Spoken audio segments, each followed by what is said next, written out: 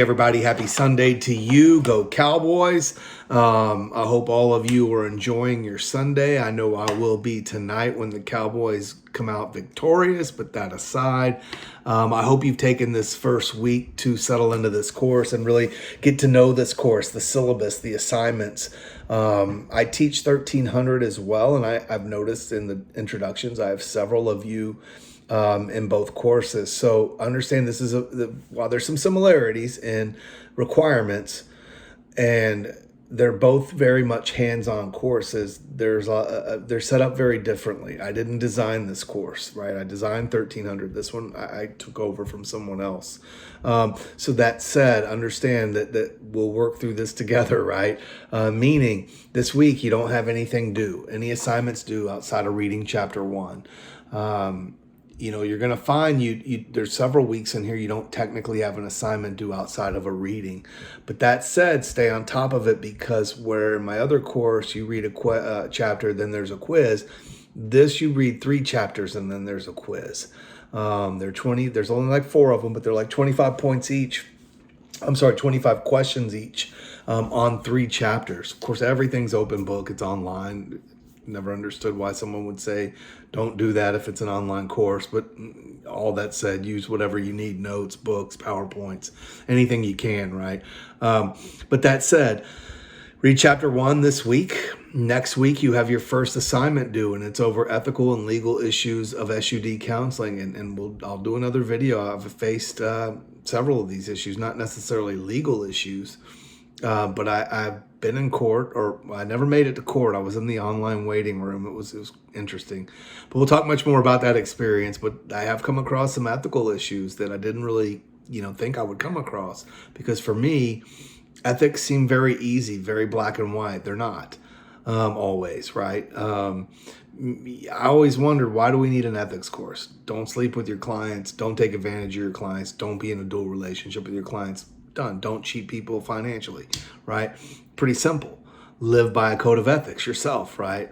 So that said, but I'll share some examples with you next week of what you may run into and how common it is.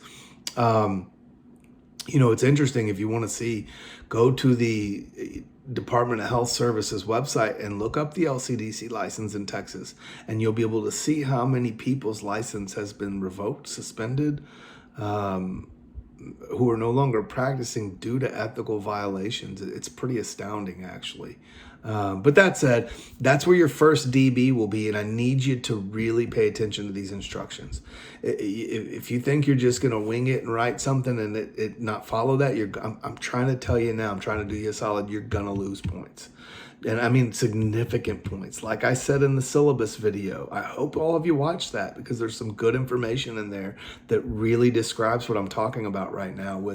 I'm only going over this so much because it happens every semester, every single semester, and people lose points and then they get upset. But as I explained in the syllabus video, if you look at your grading rubric, this is how you're graded. Right? So if you don't follow the APA guidelines, meaning Times New Roman font, 12-point double space, you lose points. If you don't follow the references, 2 of them you need. 1 should always be your textbook. Therefore, you only need 1. Original posts due Thursdays. Follow-up posts, 2 of them with 100 to 150 words. 1 resource, again, should be your textbook. It doesn't have to be, but it's the easiest route to go. Then you don't need to look up a new resource or whatever. Anyways, you get the idea, I hope. That's due Saturday. Followed by the next week, you have another reading, and there's an article to read, and it's a 10-page article. So not that huge of a deal, but it's there, and it needs the quiz covers both. So be sure you're going to have a quiz over chapters 1 through 3 and this Blum article. Right? So be sure to pay attention to this. What's unique in this course? I need you to understand, while there's weeks that you won't have an assignment due, your first major assignment is after spring break, directly after spring break, week 10. Week 10 might seem like a million weeks away right now. I promise you it'll be here tomorrow. Like, just before you know it, don't wait for this assignment. It's your treatment plan. It's worth 25% of your grade. And then 3 or 4 weeks later is or maybe 5 weeks later, is your intake interview. You have 2 major assignments in this course that are worth half your grade for both of them. They're a big deal, right? So take them serious. Please, guys, don't wait till the last week to start doing that work, or you'll find yourself in a jam, right? And I just can't help you. If you find yourself backed into a corner because you didn't do the work earlier, I can't help that. I can't help you there. So hear what I'm saying to you. Start paying attention to these assignments, in particular on these weeks you have off. By having off, I mean all you have is a reading, right? Now, if it was me, I would encourage you to read these chapters ahead of time, work through those fast, and get yourself some time and use these breaks to get ahead of the game. But that said, I'm here. I want to stress to you that although we're in an online setting, I'm available for you. I want to take that fear off. If you have any questions, concerns about writing style, APA, LCDC resources, the field of work or study, private practice, intervention, anything, I'm happy to chop it up with you about this industry, about the school, about our program here.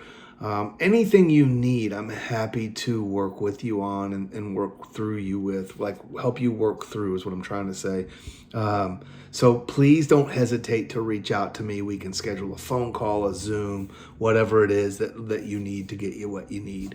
Don't forget, we also have an amazing lady named Keontae Grantham who's here to help as well. If you need help with time management, writing, the UST Writing Center, there's all kinds of resources. You just have to take advantage.